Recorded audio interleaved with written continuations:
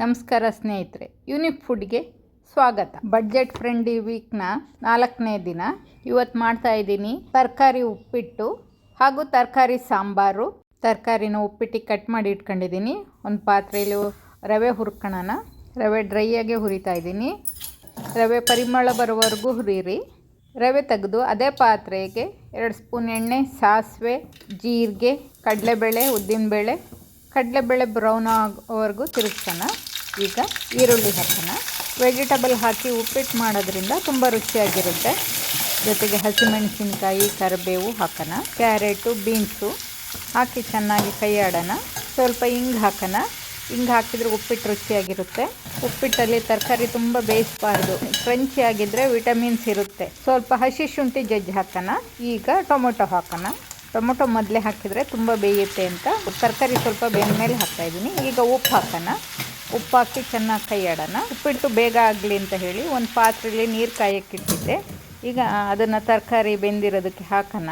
ಹಾಕಿದರೆ ಬೇಗ ಉಪ್ಪಿಟ್ಟು ಆಗೋಗುತ್ತೆ. ಕುದಿಯೋ ನೀರು ಹಾಕಿರೋದ್ರಿಂದ ಬೇಗ ಕುದಿ ಬರುತ್ತೆ.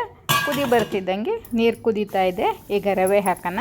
ಹುರಿದಿಟ್ಕೊಂಡಿರೋ ರವೆ 1 ಕಪ್ಪು ರವೆಗೆ 3 ಕಪ್ ನೀರು ಹಾಕಿದ್ದೀನಿ. ನಾನು ಇಬ್ಬರಿಗೋಸ್ಕರ ಮಾಡಿದ್ದೀನಿ. ನೀವು ಎಷ್ಟು ಜನ ಇರ್ತೀರೋ ಅಷ್ಟಕ್ಕೆ ಅನುಕೂಲವಾಗಿ ರವೆ ತಗೊಳ್ಳಿ. ತಿರುಗಿಸ್ತಾ ರವೆ ಹಾಕಿದರೆ ಚೆನ್ನಾಗಾಗುತ್ತೆ.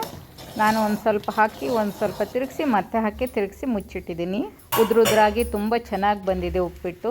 ನಿಂಬೆಹಣ್ಣು ಹಾಕ್ತಾಯಿದ್ದೀನಿ. ನಿಂಬೆಹಣ್ಣು, ಕೊತ್ತಂಬರಿ ಸೊಪ್ಪು ಹಾಕಿದರೆ ಉಪ್ಪಿಟ್ಟು ರೆಡಿ. ಚೆನ್ನಾಗಿ ರುಚಿಯಾಗಿ ಆಗಿದೆ. ತರಕಾರಿನ ಸಾಂಬಾರಿಗೆ ಕಟ್ ಮಾಡಿ ಇಟ್ಕೊಂಡಿದ್ದೀನಿ. ಬೇಳೆ ತೊಳೆದು ಇಟ್ಕೊಂಡಿದ್ದೀನಿ. ಈಗ ಕುಕ್ಕರ್ಗೆ ಬೇಳೆ ಹಾಕೋಣ. ದೊಡ್ಡ ಕುಕ್ಕರಲ್ಲೇ ಅನ್ನ, ತರಕಾರಿ ಎರಡು ಒಂದೇ ಸಾರಿ ಬೇಯಿಸೋಣ. ಅಕ್ಕಿನ 2 ಸತಿ ತೊಳೆದು ಡಬಲ್ ನೀರು ಹಾಕಿದ್ದೀನಿ. ಸ್ವಲ್ಪ ಜಾಸ್ತಿ ಹಾಕಿ, ಬೇರೆ ಬಟ್ಲಲ್ಲಿ ಇಡೋದ್ರಿಂದ ಸ್ವಲ್ಪ ನೀರು ಜಾಸ್ತಿ ಬೇಕಾಗುತ್ತೆ. ಅನ್ನ ಮಾಡೋ ಬಟ್ಲಿಗೆ ಸ್ವಲ್ಪ ಎಣ್ಣೆ ಹಚ್ಚಿಟ್ಟಿದ್ರೆ ಬಟ್ಲಿಗೆ ಬೇಳೆ ಎಲ್ಲ ಅಂಟಲ್ಲ. ಕುಕ್ಕರ್ ಕೂಗೋದಕ್ಕೆ ಸ್ಟವ್ ಮೇಲೆ ಇಡೋಣ. ಸಾಂಬಾರಿ ರುಬ್ಕಾಯಿ ಪೀಸು, ಹಸಿಮೆಣಸಿನ ಪುಡಿ, ಸಾಂಬಾರು ಪುಡಿ, ಹುಣಸೆ ಹಣ್ಣು, ಸ್ವಲ್ಪ ಅರಿಶಿಣ, ಉಪ್ಪು ಹಾಕಿ ರುಬ್ಕೊಳ್ಳೋಣ. 2 ವಿಶಿಲ್ ಆಯಿತು ಕುಕ್ಕರು. ಸ್ಟೀಮ್ ಹೋಗಿದೆ. ಈಗ ಒಗ್ಗರಣೆ ಹಾಕೋಣ. ನೋಡಿ, ಅನ್ನ ಬೇಳೆ ಒಂದೇ ಸತಿ ಬಡ್ಜೆಟ್ ಫ್ರೆಂಡ್ಲಿ ಆಯಿತು. ಈಗ ಅನ್ನದ ಪಾತ್ರೆಗೆ ಬೇಳೆ ಏನು ಅಂಟಿಲ್ಲ ನೋಡಿ. ಒಗ್ಗರಣೆಗೆ 1 ಸ್ಪೂನ್ ಎಣ್ಣೆ ಹಾಕೋಣ. ಅದಕ್ಕೆ ಸಾಸಿವೆ, ಬೆಳ್ಳುಳ್ಳಿ, ಕರಿಬೇವು ಹಾಕೋಣ.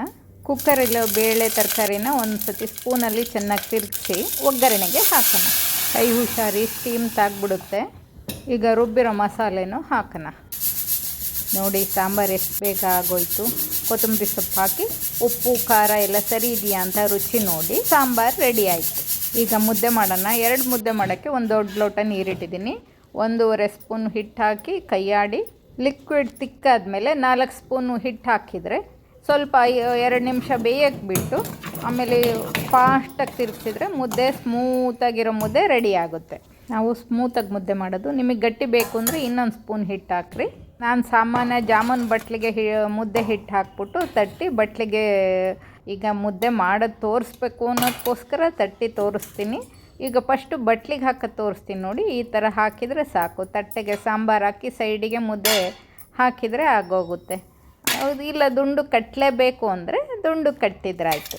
ಈ ಥರ ಮುದ್ದೆ ಹಿಟ್ಟು ಹಾಕ್ಕೊಂಡು ಕೈಯಲ್ಲಿ ಈಗ ಹಸಿ ಮಾಡ್ಕೊಂಡು ಈಗ ತಟ್ಟಿದ್ರೆ ಮುದ್ದೆ ರೆಡಿ. ತಿಂಡಿಗೆ ವೆಜಿಟಬಲ್ ಉಪ್ಪಿಟ್ಟು, ಊಟಕ್ಕೆ ಮುದ್ದೆ, ಅನ್ನ, ವೆಜಿಟಬಲ್ ಸಾಂಬಾರು.